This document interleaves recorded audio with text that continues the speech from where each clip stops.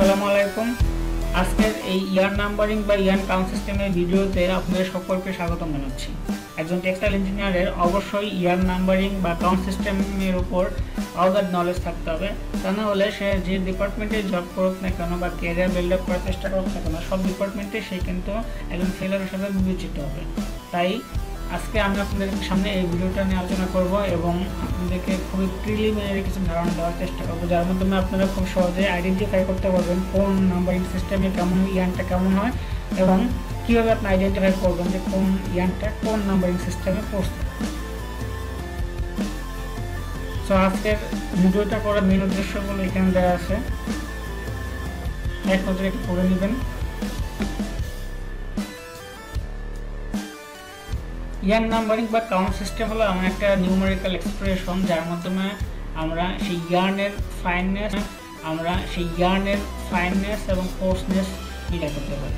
আমরা যদি টেক্সটাইল ইনস্টিটিউটের সংখ্যাটা দেখি তাহলে আমরা বুঝতে পারবো যে একটা নির্দিষ্ট সংখ্যক লেন্থের ভিতরে কতটুকু বা তার ওয়েট কতটুকু হবে, অন্যদিকে একটা নির্দিষ্ট সংখ্যক ওয়েটের ভিতরে ওই ইয়ার্নের লেন্থ কতটুকু হবে, তার যে এক্সপ্রেশনটা সেটাকে সাধারণত ইয়ার নাম্বারিং বলে।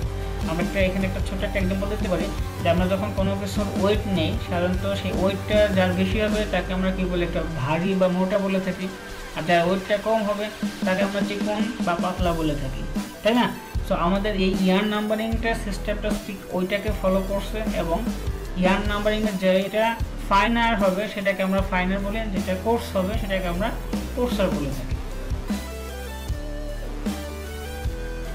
ইয়ার নাম্বারিংকে আমরা দুইটা টাইপসে ভাগ করে থাকি, direct system of yarn numbering বা counting, and number 2 indirect system of the yarn numbering বা counting. Direct system of the yarn numbering বা কাউন্টিং আমরা ডিরেক্ট সিস্টেমের ভিতরে টেক্স, লিনিয়ার, ডেসিটেক্স, মিলিটেক্স, কিলোটেক্স এবং জুট কাউন্টে ফেলি।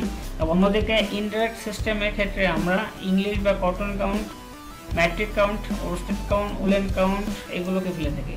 এছাড়া আরও অনেক টাইপসে ইয়ার নাম্বারিং সিস্টেম আছে, সেটা সাধারণত বিভিন্ন দেশ তার নিজস্ব স্ট্যান্ডার্ডটাকে ফলো করে ব্যবহার করা হয়ে থাকে। তবে এই দুটা স্ট্যান্ডার্ড এবং এর যে সাব স্ট্যান্ডার্ডগুলো রয়েছে এগুলো সাধারণত কমনলি, ওয়াইডলি, ইউনিভার্সালি ব্যবহার করা হয়ে থাকে। ডিরেক্ট সিস্টেমের ক্ষেত্রে সাধারণত আমরা কাউন্টটা তার ওয়েট এবং ইউনিট লেন্থের মাধ্যমে মিলে করে থাকি। সাধারণত ডিরেক্ট সিস্টেমের ক্ষেত্রে যেটা হয়ে থাকে তার লেন্থটা ফিক্স থাকে, ওয়েটটা ভ্যারি করে। সাপোজ আমরা যদি মনে করি যে কোনো একটা ইয়ার্নের লেন্থ 1000 মিটার এবং তার ওয়েট 20 গ্রাম, তার মানে হলো ওই সিস্টেমে ওই কাউন্টের নাম্বারিংটা হবে, সিস্টেমে ওই কাউন্টের নাম্বারিংটা হবে 20। ওকে, অন্যদিকে যদি সেম লেন্থের 1000 লেন্থের যদি কোনো ইয়ার্নের ওয়েট 30 গ্রাম হয় তাহলে ওই ইয়ার্নের কাউন্ট হবে 30। তার মানে হলো যে যত বেশি পরিমাণে আমার ওয়েট বাড়বে তত বেশি পরিমাণে আমার কাউন্টটা বাড়বে, ঠিক আছে? কিন্তু লেন্থটা কিন্তু আমার ফিক্স থাকবে। অন্যদিকে আমরা এটা কিন্তু স্পষ্ট বলতে পারি যে যত বেশি আমার higher the count, coarser the yarn number. তো এই ডিরেক্ট সিস্টেমের ক্ষেত্রে মিলার করার ক্ষেত্রে আমাদের কাছে একটা ফর্মুলা আছে, n = capital W into small l by capital L। এক্ষেত্রে আমরা n কে কাউন্ট অফ দ্য ইয়ার্ন বলি, ক্যাপিটাল W কে weight of the sample yarn বলি, L equals to length of the sample yarn, L equals to unit length. So direct system এর কিছু example দেয়া আছে, tex system, linear system, kilotex, decitex, jute for jutex বা jute count etcetera, tex বা jute count etcetera. এখানে আমরা কিছু direct কাউন্টের কিছু নাম্বারিং সিস্টেম নিয়ে আলোচনা করব। আমরা আগে জানি যে ডিরেক্ট সিস্টেমের ভিতরে রয়েছে tex system, linear system, decitex, millitex, kilotex, jute count. সকল ক্ষেত্রেই কিন্তু সেম প্রিন্সিপাল, যেখানে লেন্থটা ফিক্সড থাকে, তার মানে হলো এর একটা ইউনিক লেন্থ থাকে এবং ওয়েটটা যত হয় ঠিক তার কাউন্টটা ওইরকম অত হয়ে থাকে এবং যত বেশি পরিমাণে কাউন্ট বাড়বে তত বেশি পরিমাণে কিন্তু ওয়েট বাড়বে। ঠিক ওইভাবে যত বেশি পরিমাণে ওয়েট বাড়বে ঠিক তত কাউন্ট বাড়বে। তার মানে higher the number of the weight of the yarn, the number of the count will be higher. Okay, এবং এর ফলে কিন্তু আমার ইয়ার্নটা কোর্সার হয়ে যাবে। সো আমরা এখানে দেখে থাকি যে টেক্স সিস্টেমের ক্ষেত্রে 1000 মিটার ইউনিট লেন্থ ধরা হয়ে থাকে, যেটাকে আমরা ওয়েট হিসেবে গ্রাম নিয়ে থাকি। লিনিয়ার সিস্টেমে 9000 মিটার এবং number of unit weight equal metres in gram, weight equal metres in gram. আমাদেরকে ডেসিটেক্সের ক্ষেত্রে আমরা 10,000 মিটার নেই এবং সেটাকে গ্রামে মেজার করা হয়ে থাকে, বাট মিলিটেক্সের ক্ষেত্রে 1000 মিটার নেওয়া হলেও এটার ওয়েটটাকে আমরা মিলিগ্রামে মেজার করে থাকি। আমাদের কিলোটেক্সের ক্ষেত্রে আমাদের মিটারটা থাকে 1000 ইউনিট লেন্থের ভিতরে থাকে, কিন্তু এটার ওয়েটটা আমরা সাধারণত কিলোগ্রামে নিয়ে থাকি। আমাদেরকে জুট কাউন্টের ইউনিট লেন্থটাকে আমরা 14,400 ইয়ার্সে নিয়ে থাকি এবং এর ওয়েটটা আমরা সাধারণত পাউন্ডে নিয়ে থাকি। ইনডিরেক্ট কাউন্ট সিস্টেমে সাধারণত ইয়ার্নের ওয়েটটা ফিক্স থাকে এবং লেন্থটা ভ্যারি করে থাকে। সাপোজ আমি বললাম যে আমার কাছে 1 কিলোগ্রাম ইয়ার্ন আছে, তার লেন্থ 5000 মিটার। আমি আরেকটা স্যাম্পল নিলাম, তার ওয়েটও 1 কিলোগ্রাম এবং তার ভিতরে ইয়ার্ন আছে 10,000 মিটার। তার মানে হলো এই 5000 মিটারের ইয়ার্নের কাউন্টটা কম হবে এবং এটা কি হবে, কোর্সার হবে কম্পেয়ার টু 10,000, কি হবে, কোর্সার হবে কম্পেয়ার টু 10,000 মিটার। তার মানে ইউনিট ওয়েটের ভিতরে যত বেশি পরিমাণে কাউন্ট বাড়বে তত বেশি পরিমাণে ইয়ারটা ফাইনাল হবে। এবং ইনডিরেক্ট সিস্টেমে এটাই সাধারণত রুলস যে এর যত বেশি পরিমাণ কাউন্ট বাড়বে তত বেশি পরিমাণের ইয়ারটা ফাইনাল হবে। এবং এই পদ্ধতিটা সাধারণত আমরা English count, metric count, worsted count, woollen count সহ অন্যান্য কাউন্টের ক্ষেত্রেও আমরা ব্যবহার করে থাকি, যেখানে আমাদের ইউনিট ওয়েটটা ফিক্স থাকে বাট লেন্থটা ভ্যারি করতে থাকে। এটা মেজার করার জন্য আমাদের একটা ফর্মুলা রয়েছে, n = capital L into small w divided by small l into capital W। So আমরা একটু দেখে নেই যে এগুলোকে কি মেজার দিয়ে ইন্ডিকেট করতেছে। n = count of the yarn, capital W weight of the sample yarn, capital L length of the sample yarn, L = unit length and W = unit weight.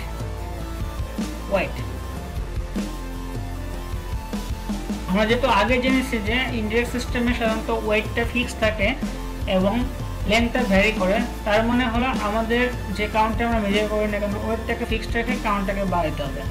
যদি আমরা দেখি যে ইংলিশ কাউন্ট 30 কাউন্ট যদি বলে, তাহলে আমার total length of the yarn হবে 30 × 8 40, যার ওয়েট হবে 1 পাউন্ড। যদি আমরা ম্যাট্রিক্স সিস্টেমে বলি যে 30 ম্যাট্রিক্স কাউন্ট, তাহলে এর লেন্থ হবে 30 × 1000 মিটার এবং এর ওয়েট হবে 1 কেজি। আমাদেরকে লিনেনের ক্ষেত্রে 30 × 30 = এটা হবে 1 পাউন্ড। ওস্টেডের ক্ষেত্রেও সেম হবে 5560 × 30 = হবে 1 পাউন্ড।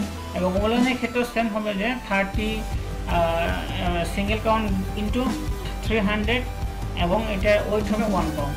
তার মানে হলো যে আমার যে ইউনিট লেন্থটা এখানে দেওয়া আছে সেই লেন্থের সাথে আমাদের কাউন্টের নাম্বারিংটা গুণ হবে এবং তার যে লেন্থটা বের হবে সেই লেন্থের ওয়েট হবে স্পেসিফিক যে ওয়েট ইউনিটটা এখানে দেওয়া আছে ঠিক সেম ওয়েট ইউনিটটা এখানে হবে। আমাদের পরিচিত ডিরেক্ট এবং ইনডিরেক্ট কাউন্টের অনেকগুলো ডেরিভেটিভস বা নাম্বারিং সিস্টেমের কারণে আমাদের অনেক ক্ষেত্রে ইয়ার্ন কাউন্টিংয়ের অনেক সমস্যা হয়ে থাকে। সাধারণত বিভিন্ন দেশ এবং তাদের বাইরের স্ট্যান্ডার্ড ফলো করতে গিয়ে দেখা যায় যে আমাদের ইয়ার্ন কাউন্টিং সিস্টেমের ক্ষেত্রে কিছুটা হেরফের হয়ে যেতে পারে। এই কারণে ISO ইন্টারন্যাশনাল স্ট্যান্ডার্ড অর্গানাইজেশন সাধারণত একটা ইউনিভার্সাল কাউন্ট সিস্টেম ফর্মুলা প্রদান করছেন, যেটাকে টেক্স সিস্টেম বলা হয়ে থাকে। এবং এই টেক্স সিস্টেমটা সাধারণত বিভিন্ন ধরনের অর্গানাইজেশন যেমন টেক্সটাইল ইঞ্জিনিয়ার্স সোসাইটি বলা যেতে পারে বা সায়েন্টিস্ট বলা যেতে পারে, এর পাশাপাশি বিভিন্ন ম্যানুফ্যাকচারার বা টেকনোলজিস্টও এই universal system of the yarn count হিসেবে টেক্স সিস্টেমকে অ্যাপ্রুভাল বা অ্যাক্রেডিটেড করেছে। এর ভিতরে UK, ইন্ডিয়া, চায়না তারা সাধারণত এই টেক্স সিস্টেমটাকেই ফলো করেন। ডিটেলস ডেফিনেশন জানার আগে আমরা এখানে কিছু কথা বলে নিতে চাচ্ছি। সেটা হলো যে ইনডিরেক্ট এবং ডিরেক্ট কাউন্ট সিস্টেমের ক্ষেত্রে আমরা ইন্ডিভিজুয়ালি জানি যে ডিরেক্ট সিস্টেমে সাধারণত ওয়েটটা ভ্যারি করে, লেন্থটা ফিক্স থাকে এবং আমাদের ইনডিরেক্ট সিস্টেমে ওয়েটটা ফিক্স থাকে, লেন্থটা ভ্যারি করে। সো আমাদের প্রত্যেকটা সংখ্যার ক্ষেত্রে তাই হবে, যেহেতু ডিরেক্ট সিস্টেমে আমাদের লেন্থটা ভ্যারি করে তার মানে হলো এই লেন্থটাকে দিয়ে আমরা ওয়েটটাকে ভাগ দেবো। এবং ইনডিরেক্ট সিস্টেমে যেহেতু ওয়েটটা ভ্যারি করে, ওয়েটটা ফিক্স থাকে, লেন্থটা ভ্যারি করে, সেক্ষেত্রে আমরা ওয়েট ইউনিট দিয়ে লেন্থ ইউনিটকে ভাগ দিলে আমাদের ইনডিরেক্ট কাউন্ট সিস্টেম চলে আসে। তো চলুন আমরা এখন প্রত্যেকটা কাউন্টের সংজ্ঞা এবং তাদের কাছে এক্সাম্পল জানার চেষ্টা করি। প্রথমে আমরা টেস্ট কাউন্ট নিয়ে আলোচনা করব। টেক্সট কাউন্টের ক্ষেত্রে আমরা জানি যে এর ইউনিট লেন্থ 1000 মিটার এবং এটাকে আমরা সাধারণত গ্রামে মেজার করে থাকি। So text count equals to weight in gram divided by length in 1000 metre. So আমাদের ডিরেক্ট কাউন্ট সিস্টেমের ফর্মুলা এখানে দেওয়া আছে। আমরা এখন একটা এক্সাম্পল করবো, যে এক্সাম্পল থেকে দেওয়া আছে যে একটা ইয়ার্নের লেন্থ 960 মিটার এবং এর weight 20 gram and the text in count. Okay, so text equals to আমাদের জানি যে n equals to w into l by l. So এখানে 960 মিটারটা হলো sample length of the yarn, that means the capital এল, এবং 20 গ্রাম is capital W, তার মানে হলো sample wait of the yarn. এবং আমাদের এলটা হলো 1000 মিটার, যেটা আমাদের ইউনিট লেন্থ। সো আমরা এটাকে এই কাউন্ট ভ্যালুগুলোকে আমাদের ফর্মুলায় বসিয়ে দিয়ে মানটা পেয়েছি 21 text. So if the weight of the of 960 meter length of the yarn is 20 gram, then the count of the sample of the text will be 21. আমাদেরকে লিনিয়ার সিস্টেমের ক্ষেত্রে আমরা জানি যে এর লেন্থটা 9000 মিটার এবং এটাকে আমরা সাধারণত গ্রামে মেজার করে থাকি। সো ফর্মুলাটা সেম। এক্সাম্পল দেওয়া আছে, the weight of 1350 meter silk yarn is 7.5 gram. Find out in denier count. So denier equals to আমরা জানি যে capital W into L by capital L। এইখানে যে মান দেওয়া আছে তার ভিতরে 1350টাকে আমরা স্যাম্পল ইয়ার্ন লেন্থ বা ক্যাপিটাল L বলি, 7.5 গ্রামকে আমরা ক্যাপিটাল W বা স্যাম্পল ওয়েট বলি, এবং স্মল L যেটা সেটাকে আমরা 9000 মিটার লেন্থ বলি। Okay, so the value is 50 denier। এখানে আমরা যখন জুট কাউন্টের হিসাব মেজার করব সেক্ষেত্রে সেম ফর্মুলা ইউজ করব, এবং এখানে একটা এক্সাম্পল দেওয়া আছে 7200 years jute yarn count weight is 3 pounds. So find out the jute count. So we put the value in the formula এবং আমরা পাই যে 6 pounds per spin dot. So indirect count সিস্টেমের ক্ষেত্রে ইংলিশ কাউন্ট প্রথমে চলে আসে। সো আমরা জানি যে ইংলিশ কাউন্টের ইউনিট লেন্থ হলো 840 ইয়ার্স এবং এটা সাধারণত 1 পাউন্ডের ক্ষেত্রে মেজার করা হয়ে থাকে। ইংলিশ কাউন্টের ফর্মুলা হলো capital L into small W by capital W into small L. এখানে একটা এক্সাম্পল দেওয়া আছে, find out the count of the cotton when the sample length is 120 years and the weight is 40 gram. So এখানে যেগুলো মান দেওয়া আছে সেই ক্ষেত্রে আমরা বলতে পারি যে 120 years equals to length of the sample and weight 40 grams equals to weight of the sample. So আমাদের ইউনিট লেন্থ আমরা জানি যে 840 এবং ওয়েট হলো 1 পাউন্ড। সো এগুলোকে আমরা ভ্যালু হিসেবে বসিয়ে দিয়েছি, দিয়ে আমরা একটা মান পেয়েছি। এখানে আমাদের একটা জিনিস মাথায় রাখতে হবে যে এখানে ওয়েটটা কিন্তু গ্রামে দেওয়া নেই, গ্রেনে দেওয়া আছে, ঠিক আছে, বা এটা ওয়েটটা কিন্তু পাউন্ডেও দেওয়া নেই, গ্রেনে দেওয়া আছে। সো এই ক্ষেত্রে আমাদের যেটা করতে হবে যে এই ওয়েটটাকে আমাকে ক্যালকুলেট করতে হবে। আমরা জানি যে 1 গ্রেন সমান হলো 1/7000 pounds. So 40 grain equals to 40/7000 pounds. So metric count এর ক্ষেত্রে আমরা জানি যে এটাকে 1000 মিটার লেন্থে হিসাব করা হয় এবং এর ওয়েটটা ধরা হয় 1 কেজি। সেখানে একটা ম্যাথ দেওয়া আছে যে 75 kilometre length of the yarn weight is 2.5 kg. What is the count in metric system? এখানে 75 কিলোমিটার এটাকে আমরা ওয়েট লেন্থ হিসেবে ধরে থাকি, sample length of the yarn, এবং 2.5 কেজি সেটাকে আমরা ওয়েট হিসেবে ধরে থাকি অফ দ্য স্যাম্পল লেন্থ।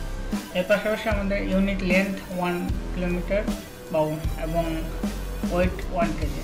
যেহেতু এখানে সবগুলো কিলোমিটার বা কেজিতে দেওয়া আছে সেই ক্ষেত্রে আমাদের এটা মিটার বা গ্রামে কনভার্ট করার কোনো প্রয়োজন নেই, আমরা সবগুলোই কিলোমিটার পার কেজি এই হিসেবে কনভার্ট করব। সো আমরা ভ্যালু আমাদের ইনডাইরেক্ট সিস্টেমের ভ্যালুকে বসানোর পরে ইকুয়েশনে বসানোর পরে আমাদের এই মানটা আসছে, এর কাউন্ট সিস্টেমে আমরা 30 মেট্রিক কাউন্ট পেয়ে থাকি।